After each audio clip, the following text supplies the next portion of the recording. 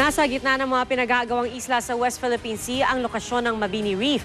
Yan po yung bahura na animoy isla na matapos okupahin, palawakin at tayo ng istruktura ng China. At ayon sa isang eksperto, kung magtagumpay ang China na gawin itong base militar, 24 oras na nitong mababantayan at makokontrol ang mga kalapit pang isla. Nakatutok si Cara David.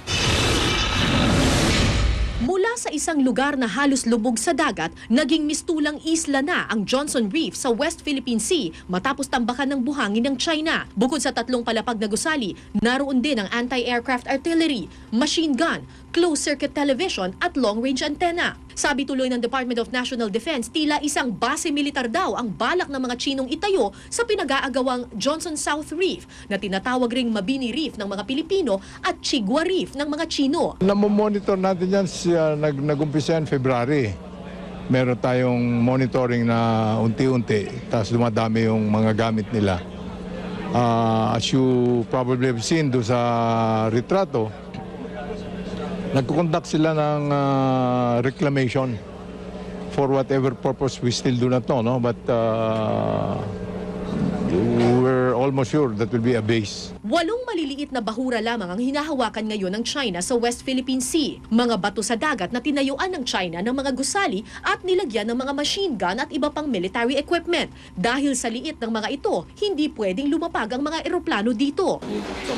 Pero ayon sa isang eksperto sa maritime affairs, tila iba raw ang estratehiya ng China sa Johnson South Reef.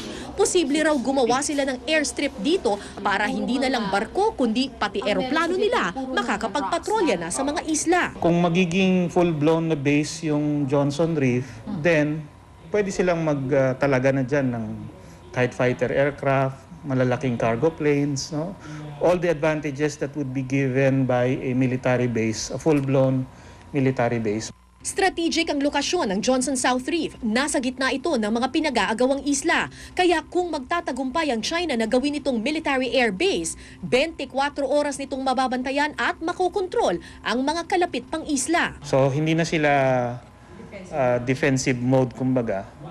Medyo ito na siguro yung manifestation ng long range na plan nila na eventually mag-expand yung control nila in the area.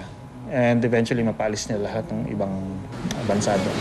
Ayon sa Department of Foreign Affairs, patuloy pa rin daw ang pakikipagdialogo nila sa China sa kabila ng pag-iisnab nito sa kanilang protesta nung nakaraang buwan.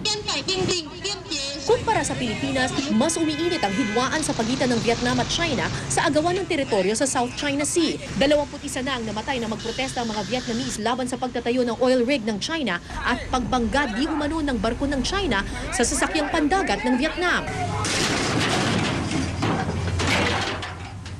Ang Amerika naglabas na ng babala sa China na nakakasira na rin ang relasyon ng China at Amerika ang ginagawang panggugulo di umano ng China sa rehiyon.